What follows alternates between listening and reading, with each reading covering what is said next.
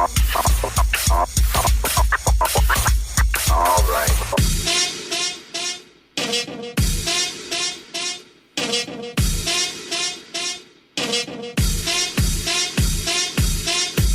From the Big Heavy World Studios in Burlington, Vermont, this is The Anything Show with John Francois.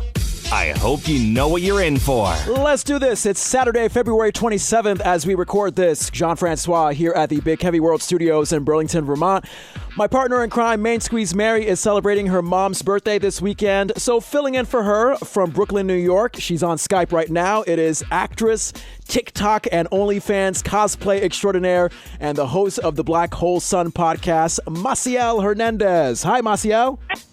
Hi. Yay. We got a great show coming up with me and Maciel. Well, first of all, later on in the show, in the last half hour of the show, I'm going to be speaking with mental wellness coach Archie, the feelings guy, Messer-Smith Bunting, the most awesome name ever. I know, right? In our celebrity gossip, me and Maciel, we're going to tell you which NBA star is mesmerized by Irish accents. For our Let's Get Viral segment, our viral videos of the week, we're going to find out what it sounds like to name your kid after the COVID-19 pandemic. For our Ask Anything segment, we're going to ask you, how long do you keep driving your car once you notice the check engine light on? And for our headline segment, which is coming up in just a second, me and Maciel, we got to get into this OnlyFans nude models kids getting kicked out of Catholic school, of all schools. You can listen to The Anything Show with John Francois on Apple, Spotify, wherever you get your podcasts. Like and follow us on Facebook.com/The Anything Show and Instagram at Anything Show Francois. That's Anything Show, FRANCOIS. I am selling Anything Show with John Francois shot glasses and keychains. Maciel got hers recently. And if you could DM me on Facebook or Instagram if you're interested, I'd love to hear from you.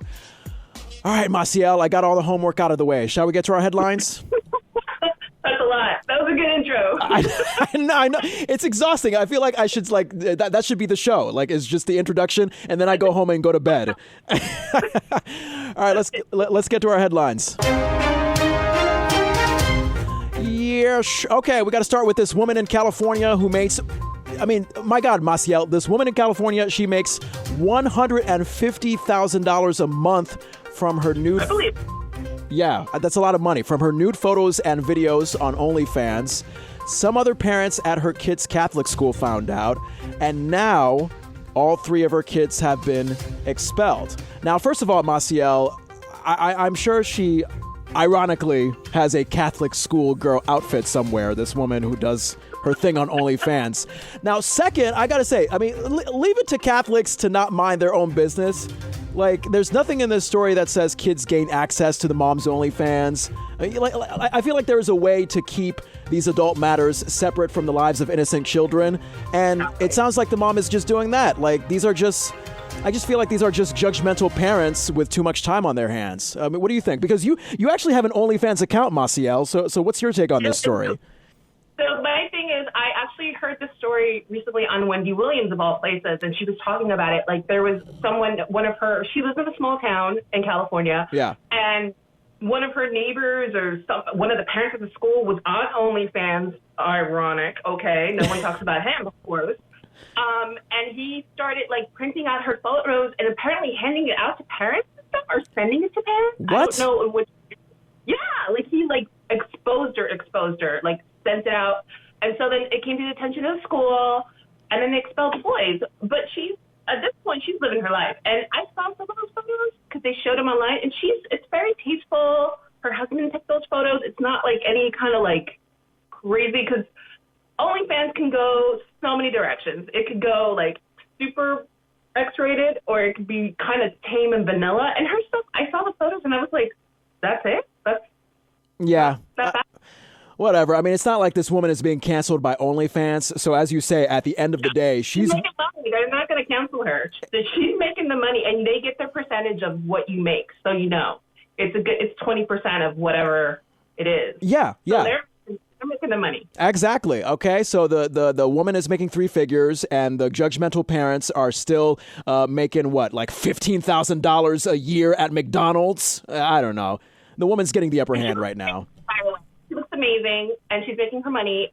Jealousy. It's all jealousy. That's how I see it. So. You know what I'm also jealous about? I'm jealous about this tiny house movement that's happening right now from IKEA. So IKEA, they're actually getting on the tiny house movement. They're actually selling 187 square foot tiny houses with built-in furniture and a small kitchen and bathroom, all for just $47,550. Unlike other IKEA stuff, Maciel, you don't have to build them yourself. Now, this is the dream for me, Maciel, because I am kind of getting tired of renting from apartment to apartment because, my mom will always be the one to tell me, hey, invest in a house. You're just throwing your money away by renting.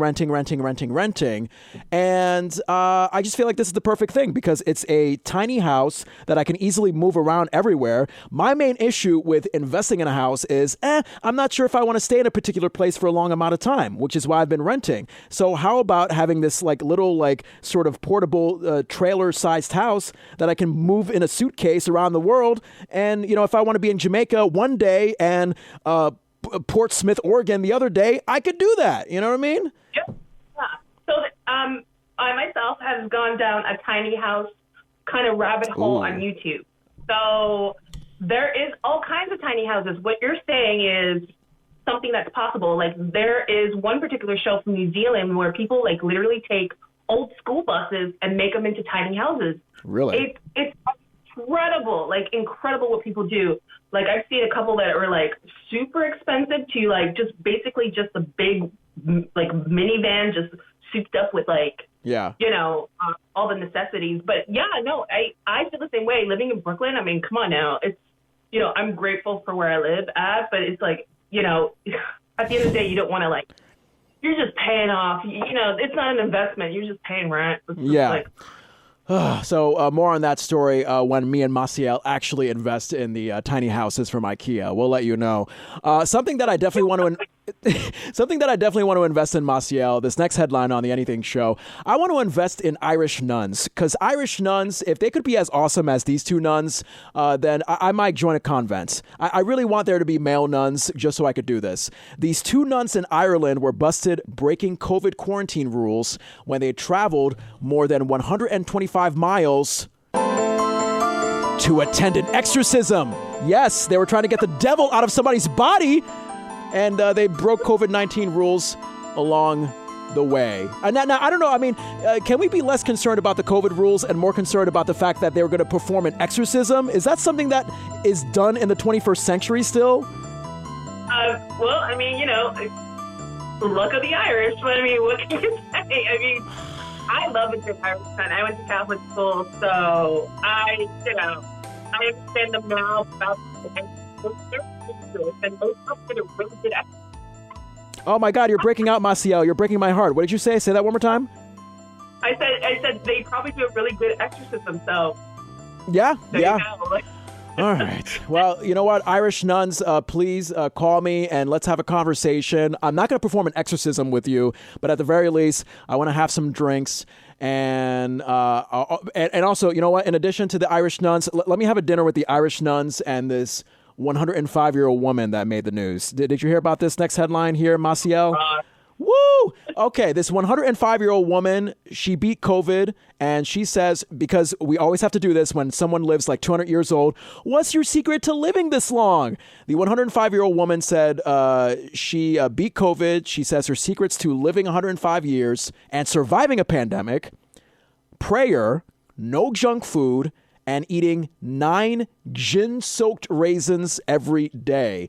This is it is disgusting. Thank you. I mean, I always feel like with these 100-year-old people, when they make the news and they say what's their secret to living this long, it's always some weird crap like, oh, I just ate 1 boiled egg, 2 glasses of tequila, a piece of a chair, sunflower seeds, hand sanitizer. It's always some weird mixture of stuff. Why gin? Because I could see raisins being soaked in bourbon. That sounds a little better. Yeah. But why gin? I don't know. I think because gin is alcohol. Alcohol is in hand sanitizer. Alcohol is in hydrogen peroxide. Alcohol is an element. Yeah, alcohol is known to really do away with.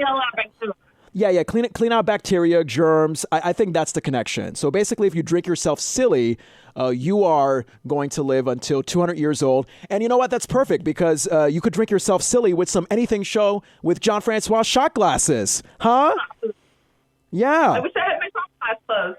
I don't know where I put Maciel, just because you had an Anything Show with Jean Francois shot glass, you are automatically going to live until 325,000 years old. How do you feel about that? Well, I don't drink alcohol, and I've been using your shot glass to store my quarters for laundry, so... Okay, fine. So if you want to be an alcoholic or store your laundromat quarters, then the Anything Show with Jean Francois shot glasses are for you. Hey, it's a healthier habit than alcohol, so I applaud you for that. All righty, that is our headlines right here on the Anything Show. And if you have a headline that you want to share with me, Facebook.com/The Anything Show. You can also get at me on Instagram at Anything Show Francois. That's at Anything Show FRANCOIS.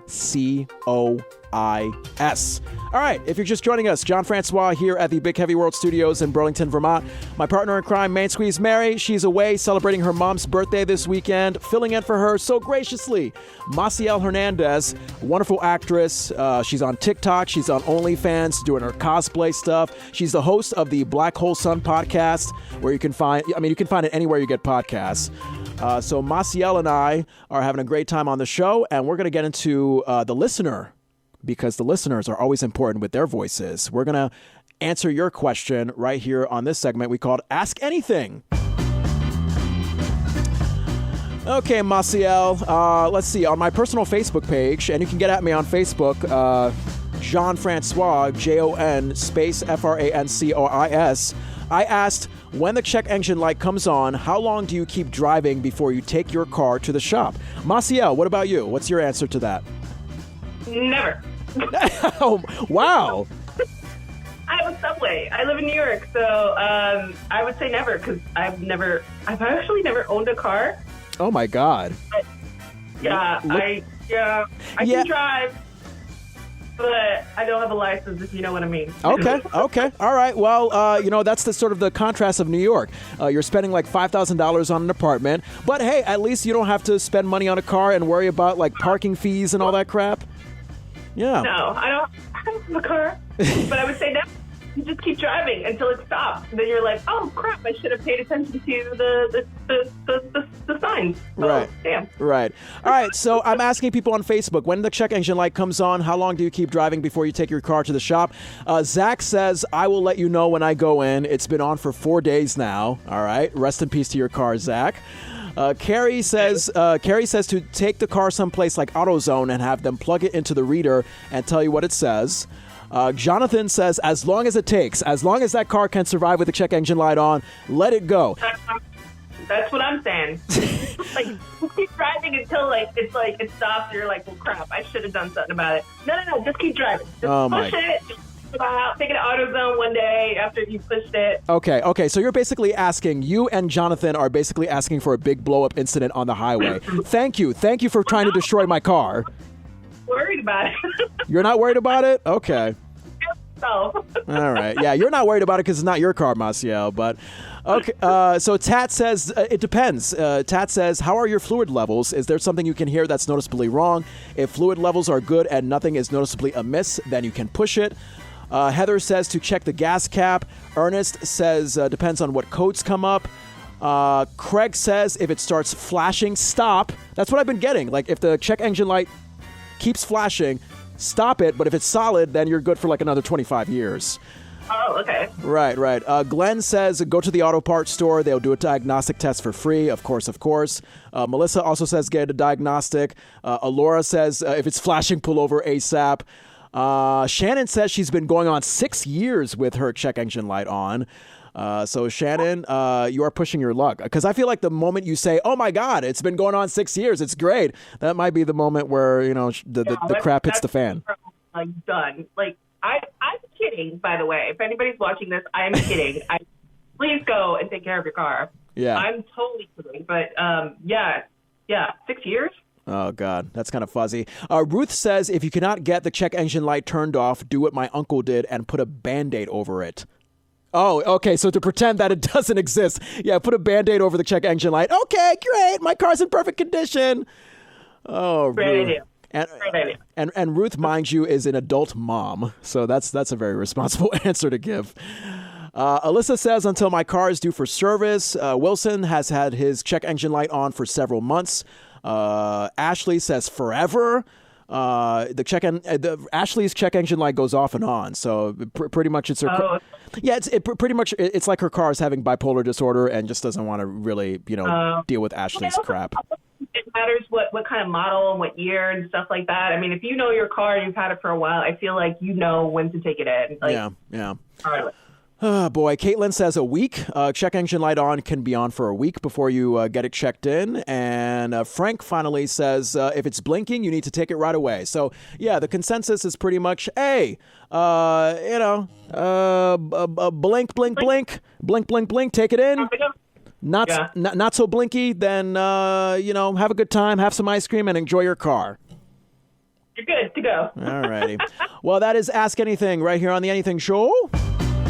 And if you have a question, actually, no, never mind. I will keep on putting out questions on my personal Facebook page.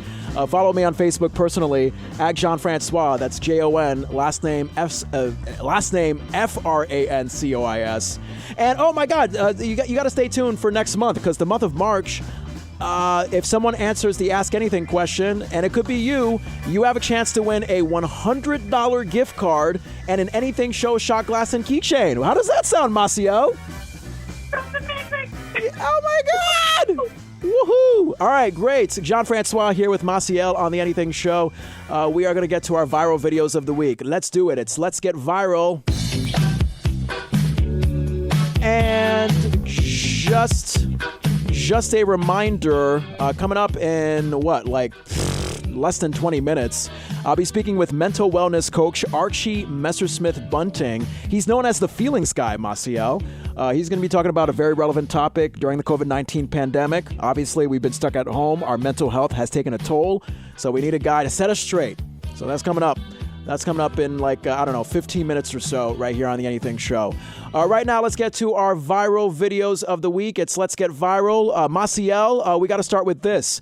It's probably going to get to a point where parents are going to be naming their kids after the pandemic. And this is what it might sound like. Hi, nice to meet you. I'm Sashal.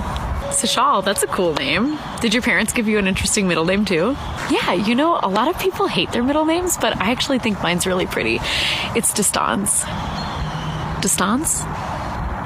Social distance? Yeah. Social distance. Social distancing. Social distance. You looked confused, Maciel. You didn't get it? No.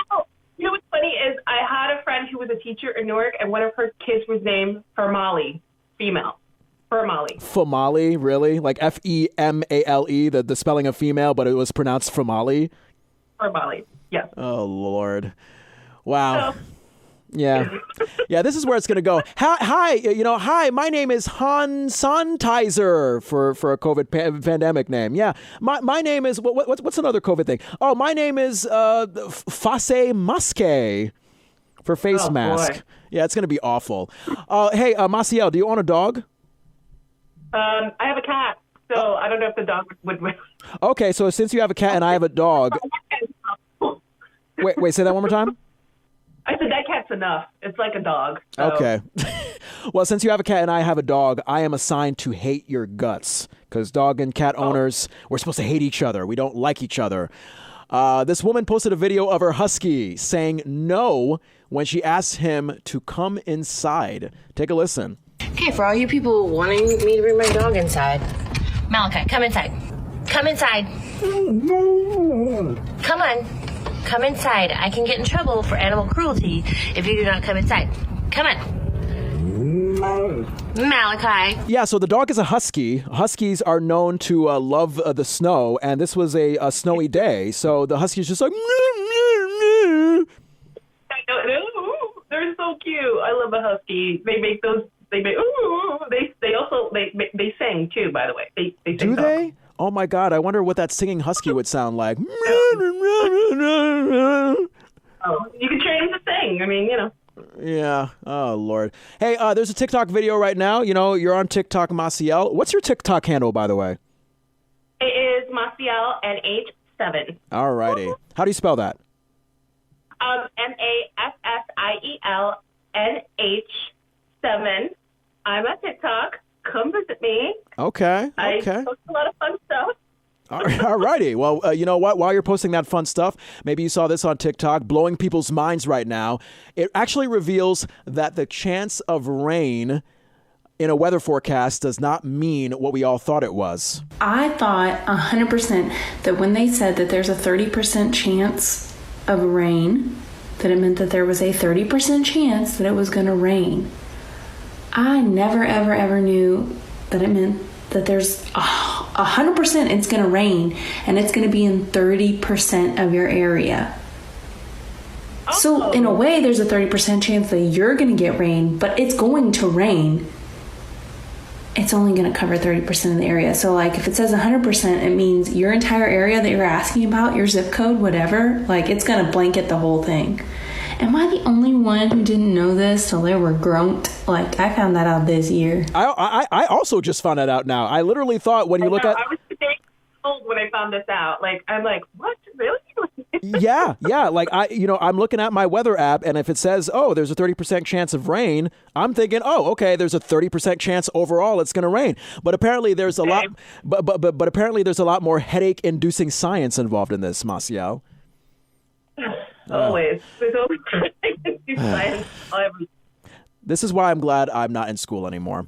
Alrighty, this is not going to top the list of most heroic husband things, but it's not too shabby. Take a listen to this next viral video right here on The Anything Show. This is coming from the news, I believe. Cloud clears snow nearly as quickly as it falls in the Columbia Shopping Center. One of the people making a quick dash inside, truck driver Tom Cavins. My wife wanted some corn dogs for dinner, so dug the car out of the snow to grab some corn dogs for her. A snow like this is nothing new to me, really. Yeah, so this is like a death-inducing snowstorm, and this guy was just like, meh, yeah, it's snowing cats and dogs, but my wife wanted corn dogs, so I guess I'm going to go and brave the storm and do what you got to do. Look, I mean, you're a woman, Maciel. I feel like women are a lot more passionate about food than men, and this is a pretty clear example. I have no words. Like, I'm like, corn dogs? Like not a pint of ice cream? Like, I don't know, corn dogs. I wouldn't go out and snow a corn dog. But yeah. Yes, but not corn dogs. Like, yeah, pint of ice cream, yes. Corn dogs, no. I tasted corn dogs at the Iowa State Fair a couple years ago. I don't see the craze. Yeah. I don't get it either. I'm not a corn dog fan. Sorry, guys. Something I'm also not crazy about is open relationships. If you have one, I respect that. I wouldn't do it myself. This woman actually got dumped from an open relationship. She posted a video on TikTok, Maciel, explaining why it's particularly humiliating. Being dumped from an open relationship is so much worse than being dumped from a monogamous one, because it's not like we need to see other people. It's I need to see specifically not you. Again. Yeah, I mean, what do you think about that? I think she kind of has a point. Yeah, yeah, because I mean, at least with the,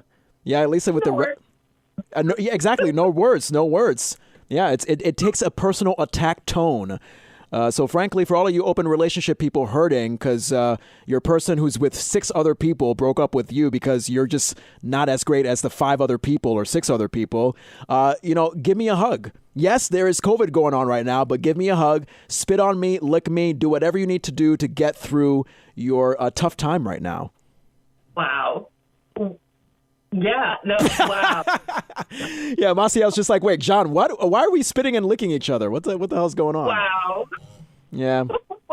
And on that note, while the saliva is still drying up from all the spitting and licking, that is our Let's Get Viral segment on The Anything Show. If you have a viral video you want to share with me and Maciel, facebook.com/The Anything Show. You can also contact us on Instagram at Anything Show Francois. That's at Anything Show FRANCOIS. Hey, John Francois here at the Big Heavy World Studios in Burlington, Vermont, filling in for Main Squeeze Mary this week while she's celebrating her mom's birthday. Maciel Hernandez, an awesome actress, TikTok and OnlyFans extraordinaire, and she's also the host of the Black Hole Sun podcast, where you can find anywhere you get your podcasts. All right, Maciel, shall we get to some celebrity gossip? Yes. Yay! All right, coming up after our celebrity gossip, I speak with mental wellness coach Archie, the feelings guy, Messersmith Bunting. We got to talk about that mental health, a very important conversation. Right now, we get to our celebrity gossip segment where we talk about the Hollywood elite and what they're doing crazily, starting with Minnesota Timberwolves star Anthony Edwards. Now, Maciel, Anthony Edwards, he was so fascinated by this Irish reporter's accent that he just had a hard time paying attention to his question. So if you get a win tonight, that will breed confidence going into those next 4 games against teams in the similar spots beside you in the table. Where you from, Jim? Ireland. I like your accent. It's tough. Oh. I want to learn how to talk like that. But ask your question again. I was too much listening to your accent. You know, I don't even think he had that strong of an Irish accent. Did you really detect that strong of an Irish accent in the reporter, Maciel? I grew up in New Jersey, so I've heard a lot of Irish accents. So it's like, I guess we've never heard it. It's amazing, but it's just like I had a best friend in college whose mom was from Dublin, and you'd hear her accent all the time. But I'm like, okay. Oh my God. I think he couldn't understand the person, and he was trying to like deviate from the actual. Right. You know, he was like, I don't know what they're saying, but I'm just going to compliment them on their accent. And I was like, totally, you know, repeat. Oh, my God. Hey, are you into country music, Maciel? No. Oh, well, yeah. I mean, I figured no one from New York. New York City doesn't seem like a very country music loving place. You come here to Vermont, you cannot pass by anybody who doesn't love country music, if that makes sense. Everybody loves country music in Vermont. Everybody. The whole country likes country music except New York. But I think that's what it is. Yeah. So speaking of country music, Lauren Elena and John Party, they have a song right now, Getting Over Him, that's doing pretty hot in the country music scene. There is a line about dive bar kissing that you may have heard if you've heard the song. We were dive bar kissing, heartbreak, kissing, no strings, Saturday night. Now, Laura Elena, she co-wrote the song, and dive bar kissing, I guess, means kissing a boy in a bar. But Lauren Elena has never actually kissed a boy in a bar. Maciel, as someone who is are you a straight woman? I don't want to assume. Are you straight? Yes, I am straight. I've kissed boys in dive bars. That's an experience in life you gotta have. Really? Okay, because I was quick to. Well, please explain, because I'm quick to say, "Oh my God, kissing a boy in a bar, that must be disgusting, ladies." But you're saying, it's disgusting, but you say you have to live through the experience. That's what you're saying. Yeah, I mean, especially dive bars in New York, they're disgusting. Like, you know, I don't know how much I'm older, so I don't go to bars anymore. But when I was younger, and you know, in the Lower East Side, we had so many different dive bars, and they're kind of disgusting. But you see somebody that's cute, you make out with them. But it's kind of gross. I bet. And especially during these COVID times, the last thing you probably want to do... Wait, say that one more time. You cut out. I said it's not sanitary at all. Like, dive bars, ooh. Yeah. You know, something that's also just so freaking dirty is the fact that Metallica, of course, the iconic band best known for this song...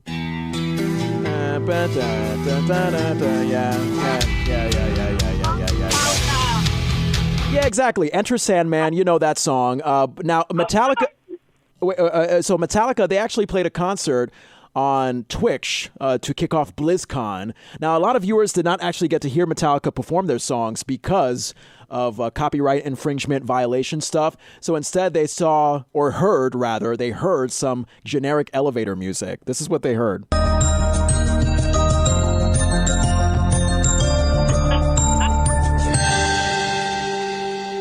Yeah, it feels like the hold music on like a very annoying customer service call. What do you think, Maciel? I would be really mad if I were like, I love Metallica. I've loved Metallica since I was a teenager. Yeah. Just to think that you go and you're like, yeah, I'm going to watch some real, like, they put on a great concert, too. So it's like, oh, yeah, I'm going to watch Metallica. And then you get that. I'd probably throw the device across the room. And, like, what the hell, Twitch? Yeah. Oh, those Metallica fans just crying themselves to sleep right now. What are you going to do? I would be like, Grammy River. All righty. Well, that's our Let's Get Viral. No, I'm sorry. Got my segments confused. That's our celebrity gossip. Yay! If you have a piece of celebrity gossip, send that celebrity gossip our way at facebook.com/theanythingshow and on Instagram at anythingshowfrancois. That's at anythingshow, FRANCOIS.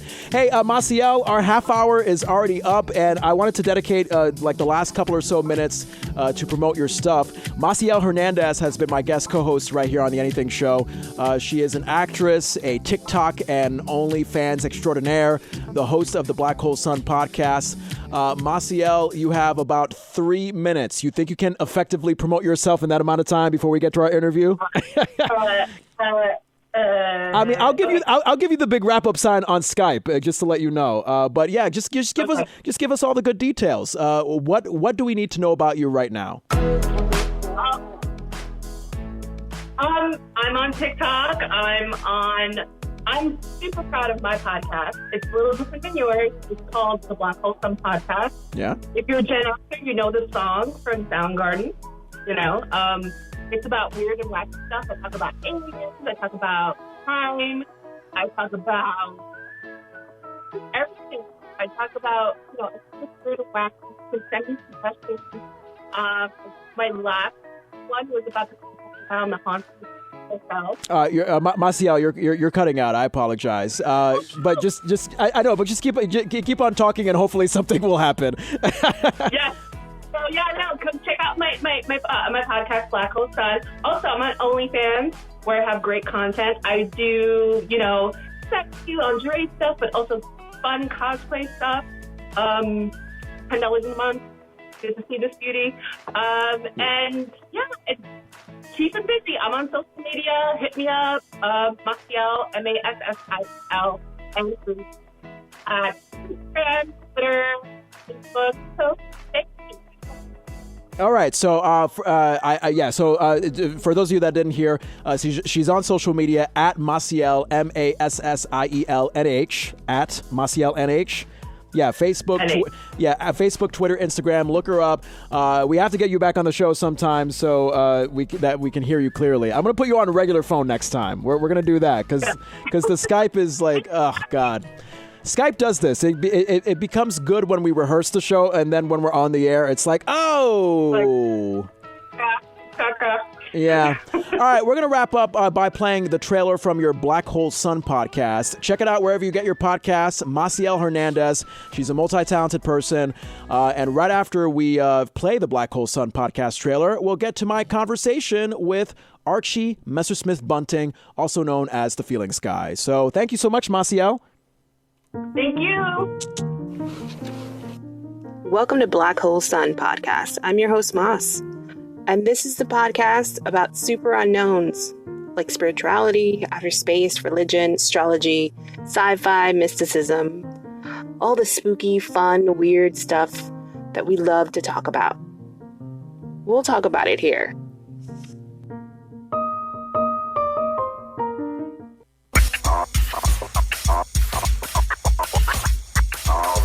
It's okay to not be okay. We spend so much time worried about our physical health, but our mental health is what's going to keep us going longer.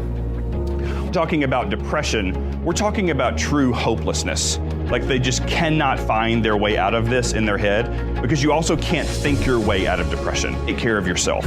You can get wrapped up in someone else's problems so fast. But depression is not something that you can just go, oh, like I feel better today. So if you think that the first time you're going to try asking someone about if they're struggling with depression is when you're in the moment, that's not how this works. You got to flex that muscle. Something I love about Archie is that he brings topics that are taboo to talk about and makes them relatable. And students lean in and they listen. And he creates this environment where students care and they're changed. and he allows students to feel seen and feel heard about topics that matter. Hey, it's the Anything Show. John Francois, based here in Vermont, and on the phone with me, coming from Virginia, where he is iced in because pretty much the entire country is under some kind of winter weather madness, Archie Messersmith-Bunting. He is known as the Feelings Guy. Archie is a mental wellness coach, consultant, and professional speaker. Archie, thank you so much for being on the Anything Show. Yeah, thank you. You know, the waves from the phone will warm me up.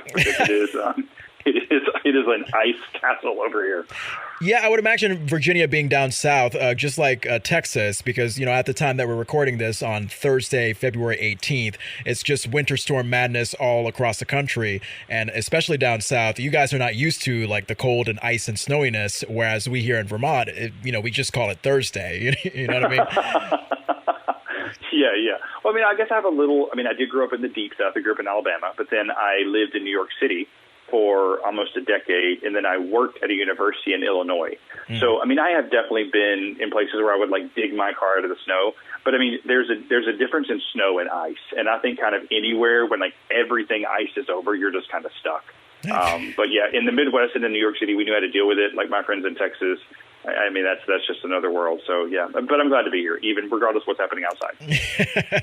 Now, Archie, let's break down what you do in the mental health spectrum. So you help people discover how leading with their feelings can improve their quality of life and save the lives of those they come in contact with. And I really want you to just go in depth with that because, I guess one could argue that leaning into certain feelings may lead to actions that have consequences. So, for example, is there such a thing as healthy feelings that we can lead with? Like, what are healthy feelings versus unhealthy feelings that are good to lead with, if that makes any sense? I don't know. That's a really twisted question, but yeah. No, it's a great question. And if you allow me, let me correct some of that, because the way you just expressed it is the way that I think that we've been taught.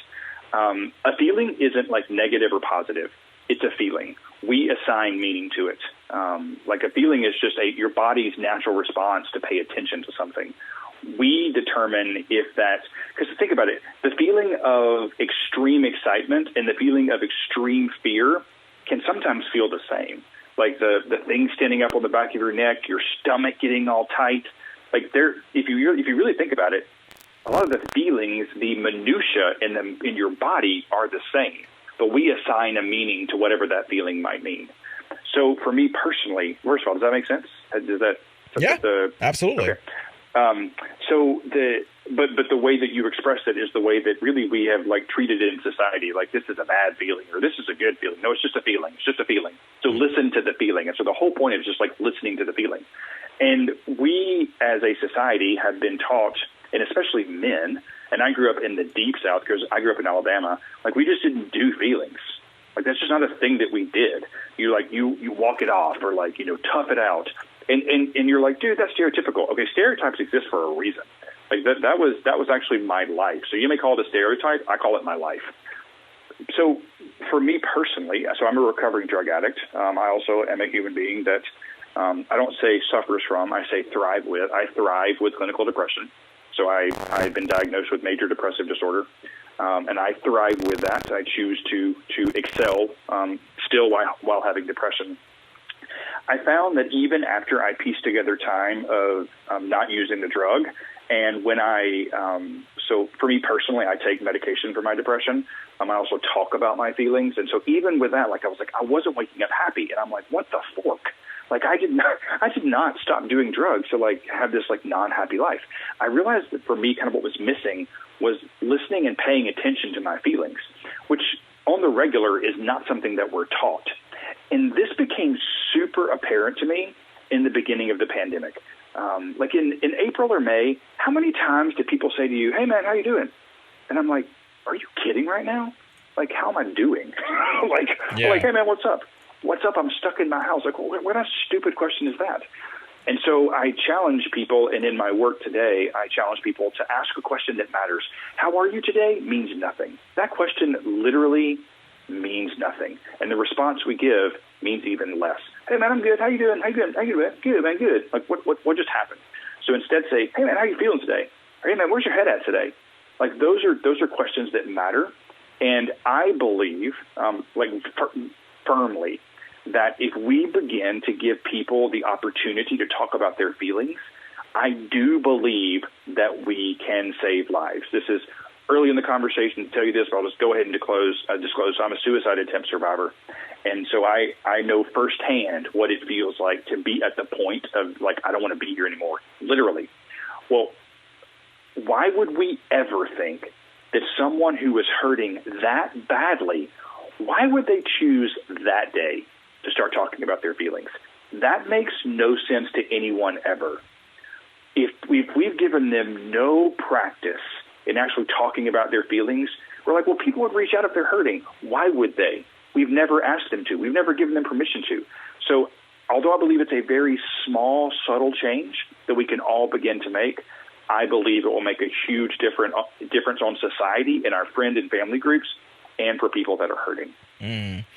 One thing that I've been learning in therapy, because I deal with anxiety and depression myself, is, when you have feelings, lean into them. Don't push them away, because that'll only make it worse. Lean into them, acknowledge them. But they don't define who you are. Like, there's a difference between experiencing your feelings, acknowledging them, and letting them guide your actions. So, and it's always been a wonder ever since I got back into therapy, and have been doing so these past few months.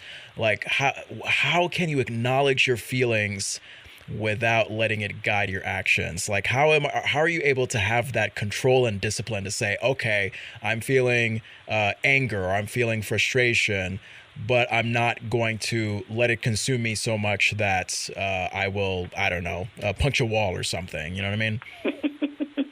Yeah, well, that also takes practice. I mean, practicing your feeling muscles is just like practicing any other muscle. But like in school, we learn about the 4 food groups. We learn about doing like sit-ups and push-ups. Why can't we start learning about how to live, and into your very well-made point, lean into your feelings? So let me answer that question this way. So as somebody who used to use a lot of drugs, there are still times when I get triggered. I've been away from the drug for a long time now, but there are still times or situations or scenes in movies that I see that my brain will kick into thinking about that it would be a great idea to use drugs. Okay, here's the truth. Of course it does. I'm a drug addict. Like, of course my brain does that. But until I got to the point where I believed that, like, I don't know what this call is rated, but like, no shit. Of course I'm going to think about that, and just go, yep, I'm thinking about it. I'm not going to go do it, and we're going to move on. But old Archie would get all worked up. Like, why is this happening again? Why can't I stop this, you idiot? Like, I would start berating myself for something that, no crap. I mean, it's just like, so for those of you that are listening that were like, I don't get it because I'm not a drug addict. Okay, all of us in life have probably tried to lose weight at one time or another. That's probably a pretty normal thing for an adult. Okay, of course you're going to think about eating a cupcake or ice cream or cake when you're trying to lose weight, because that's the thing you're trying not to do. So of course your brain is going to think about it. So just in general in life, we need to start giving ourselves a lot more grace, and like treating ourselves with a feather and not with a whip. When our brains do things that, like, our brain is actually kind of programmed to do, and just go, yep, okay, this is a very uncomfortable feeling, but this is not going to define the rest of my day. And so that for me, that's how I do it. Take me through your journey, Archie, because you were a successful musical theater performer in New York City before getting into the mental wellness field. Do I have that correct? Yeah. So I'm curious. How did you get from point A? You have this successful musical theater career, and then suddenly addiction and clinical depression suddenly come into your life. Like, how do we get from point A to point B? That's what I'm curious about. Yeah, let me give you the Reader's Digest version, because I don't think you have time for a Lifetime movie tonight. So I was a very successful musical theater performer, as you pointed out, and then I became a even more successful drug addict. And it's actually pretty impossible to use drugs the way that I was using them and still be successful singing and dancing. So I became unemployable. I lost all the jobs, lost all the respect, lost all self-dignity, began using drugs intravenously. overdosed more times than I can count in words, eventually overdosing to the point that I woke up in ICU with a tube down my throat. And then just kind of, hit the first bottom in the bottoms of my life, and fought like hell to stop using drugs and put some time together. And it's at that point that I sort of accidentally fell back into higher education. And I say back because when I was in school as an undergrad, I was very involved in student activities. But I didn't know that that was a thing that you could do, because my goal was to go to New York City, and I did that. Well, when that was no longer a path for me, I kind of fell back into higher education, and have been now in higher education either as a full-time person on the campus, at a umbrella organization headquarters for almost going on 20 years now. And it was sort of during that time period that I really began to deal with some of my own stuff and realized that I had some undiagnosed mental illness that I wasn't taking care of. I ended up going back to rehab again late in life because I thought that, I tackled the drug thing, so let me try alcohol, because I'm sure I could do alcohol just fine. Okay, that didn't work either. So went back to rehab, and then got really honest about all the stuff that was going on in my head, got honest about the suicide attempts, got honest about the fact that sometimes I hear voices in my head, things that you definitely should never say out loud, much less on a podcast. Just got really honest. And so then someone said, hey, will you come speak at this thing? And so I did it. And then I realized that because my first passion and the first thing I was good at as a performer, when you put me on stage, and I'm talking in front of like thousands of people, I'm completely comfortable. So it was kind of a natural transition to begin being a speaker. And then I was kind of doing that always on the side. And then in 2020, I thought, let's start a business in 2020, because that makes a whole lot of sense. And it made sense in January until the world went sideways. Yep. But at least the thing that I'm speaking about, mental health, self-care, suicide prevention, how to take care of yourself, at least those are things that people need, unfortunately, desperately right now. And so, I was saying when we talked, I literally just wrapped up, I was speaking at a conference virtually. And so I spend most nights now talking to my computer screen to support people, whether it's their companies, their teams, their employees, their sports teams, their churches, their schools, whatever, to try to help people understand all these feelings that they're feeling, because that's the thing that I'm an expert at today. And I wonder, because you must get many people throughout this past year who are just like, oh my God, Archie, I'm losing my mind. I'm staying at home. I'm not working. I can't leave the house. I have nowhere to go. I'm feeling depressed. I'm feeling miserable about life. What do I do? I can't take it anymore. What do I do?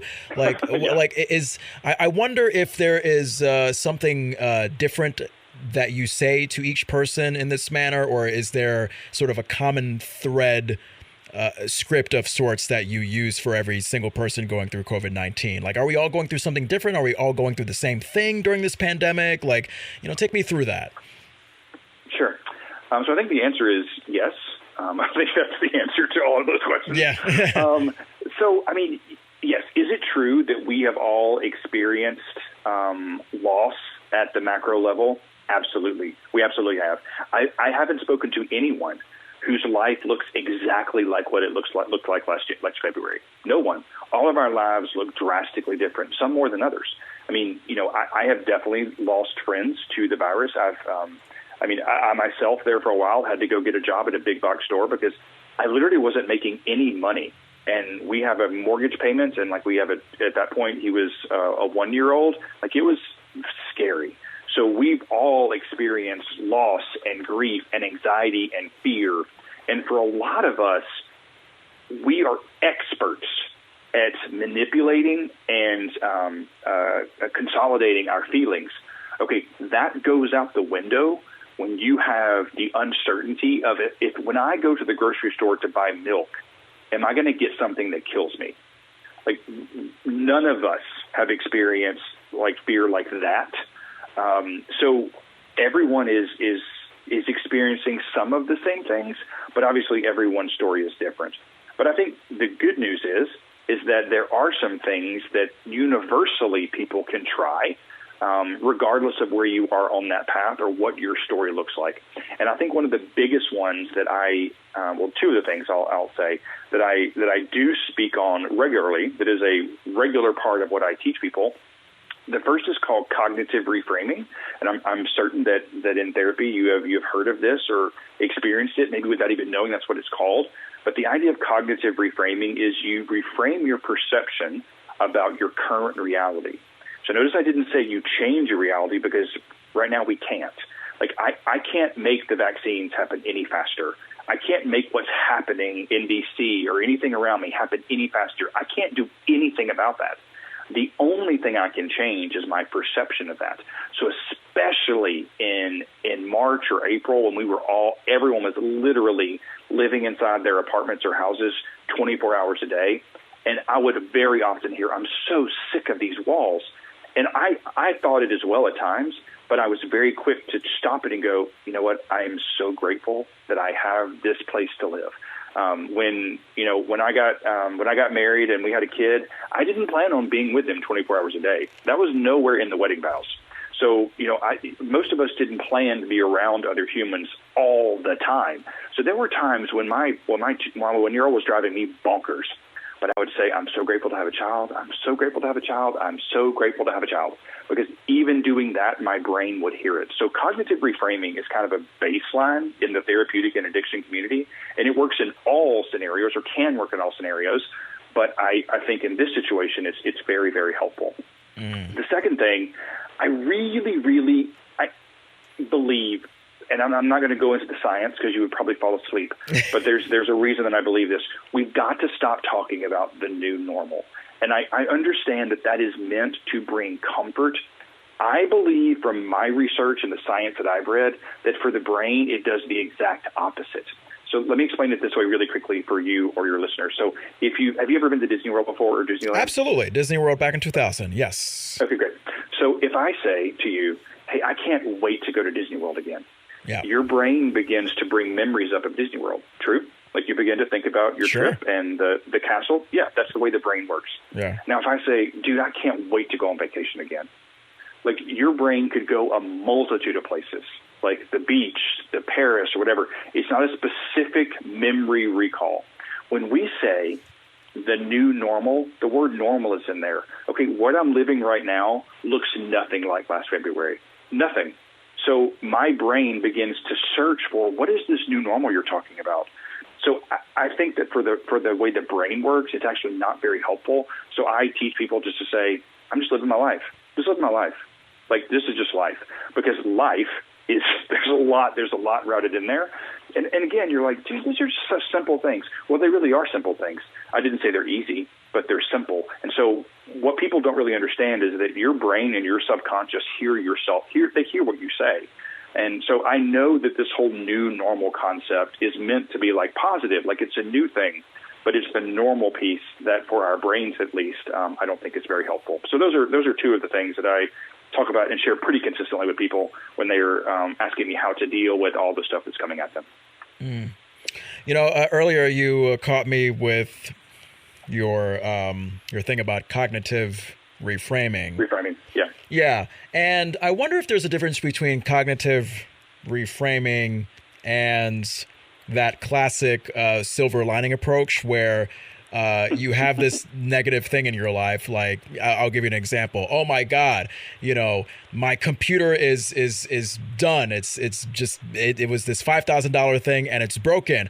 But hey, at least I have food on the table. Like, it could have been a lot worse. You know what I mean? Like that classic silver lining thing that's very dismissive of what is really a genuine feeling of just, it sucks that your computer is broken. I wonder if there's a difference between that approach, which can be seen as unhealthy by most therapists, and the and the cognitive reframing that you mentioned. So how is cognitive reframing? Explain how that can take a healthier turn, because I'm curious. I really am. Well, think that's a great analogy. Like, but also those two things have nothing to do with each other. Like you're also. I mean, so I'll be transparent here that to the humans that are listening, I had to wipe my computer down because of some malware, and I got hacked, and this was very recent. Okay, there was that day when I realized that I was going to lose things that I had, because if they weren't in the right folder, it was done. Like it didn't matter. Like if we turned the computer back on, they were like, no, we have to literally delete everything and start over. Okay, there was but I got a donut. Like that was not going to happen that day. So what? In situations like that, this is not about pretending you don't have feelings. So please don't hear that, people. Like I was angry, I was sad, I was distressed, I was worried. Like those are real feelings. Now, did I eat a donut? Yes, I did, because I needed that feeling. That feed your feelings exist. But over the next day or so, I learned to give myself some grace. I forgave myself for trusting someone that ended up putting malware on my computer, because I'm a human being and I make mistakes and I want to see the best in people. And then I also mourned. I mourned for the fact that I'm losing time now. I have presentations coming up. People have booked me, they have hired me to do a thing. I've got to go recreate things. So I was angry about that and also mourned it. But I can also, so all those feelings are real. But the cognitive reframing comes in and, you know what? People have hired me to do a job. I have the opportunity to go impact lives. I may be up all night tonight making sure this presentation is up, but we have the capacity to get this laptop fixed. I have the capacity to drive to D.C., which is the closest Apple store, so that they can fix it. I have the capacity to drive back the next day because they don't do anything in real time anymore with COVID. So there's a difference in delusion and feeding your feelings, and then on the other side, listening, learning your feelings, but also I think sometimes cognitive reframing can be boiled down to right sizing. I'm right sizing this. But it was super effective in the beginning of I'm stuck in this house or I can't do this anymore. Well, yes, you can. You can. So find a way to make that right in your head. That was a great question, though. Oh, thank you. And I wonder, Archie, since you are in demand as the feelings guy, you have all these. It seems like you are. I wonder if this in demand popularity that you have, does it produce pressure within you? Do you get anxiety? Do you have to often take your own advice in these situations? What's that? Yeah.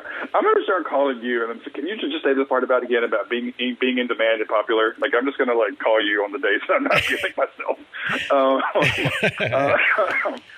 But yes, I do. It's also so I have kind of adopted the role of a helper. So listen, I've got 2 degrees, and they're not in therapy. I don't have a PhD, and I'm not getting one. I didn't ever think growing up in the South when I did that I would ever be able to get married or have a child. And so I'm going to spend time with my family. I'm not going back to get another degree. I got my 2 degrees and I'm done. This is tonight was my 5th presentation for this week. And it's a lot because people reach out to me after every presentation. People reach out to me after they hear me on podcast and they want to talk and I show up for that. But that's a lot. And so I definitely have to work and to focus on taking care of myself, because also taking on other people's stuff is still me taking it on. And, I definitely, there are definitely times when I feel like that I'm not good enough. My brain feels like, why are you the one talking? And I have to remind myself that people resonate, and this is what I believe I was put on this earth to do. But yeah, man, I don't anymore now. 2 presentations a day is about my max. There in the beginning, especially when we didn't have any, we're still very in debt, but not as in debt as we were. Because there was literally a 4.5 month period when I didn't make a penny. So I would take 3 presentations, 4 presentations a day. Dude, I was wrecked. Talking about mental health and addiction 5 times a day. Wow. So yeah, I have to take my own advice at times, which is much easier for me to help somebody else than to help myself. But but I definitely do. All righty. Well, it's Archie Messersmith Bunting. I love your name, by the way. Archie Messersmith Bunting. What is that last name? Is that like Polish, Scottish? I don't even know what that is, but it's a really... So when we decided that we would hyphenate our names because gay people were going to be extra, so we decided to hyphenate it. So Messersmith is my name. It's German, and then I don't really know what Bunting is. But our son now has the longest name. His name is never going to fit in the SAT bubbles because there's just too many letters. But yeah, there we go. All righty. Well, there you go. Shout out to your son for an etiquetely long name in general. All righty. Archie Messersmith Bunting, the Feelings Guy, mental wellness coach, consultant, and professional speaker. Let us know how we can find you, Archie, on social. When's your next meeting? Like, how can we keep in touch with you? Yeah. So the easiest place, just go to my website, which is Archie Cares. So everything is listed there. But I probably am most active on Instagram, and my Instagram handle is Archie_cares. I'll just tell you, though, that if you don't want to see daily posts about mental health, self-care, and then one of the cutest kids in the world, then you should not follow me because that's what you're gonna see there. So, okay. Yeah. All right, giving us a proper heads up, Archie. I like that. Yep. All right, hey Archie, I appreciate you coming on the Anything Show, and let's hope that we will find a light at the end of the COVID tunnel soon. Yes, sir. Thanks for having me. Listen to The Anything Show with John Francois on the iHeartRadio app, Apple Podcasts, Spotify, or wherever you get podcasts. How does John know how to set up podcasts? Is he that? No, he can't be that smart. Follow on Facebook at The Anything Show and on Instagram at Anything Show Francois. Did you get all that?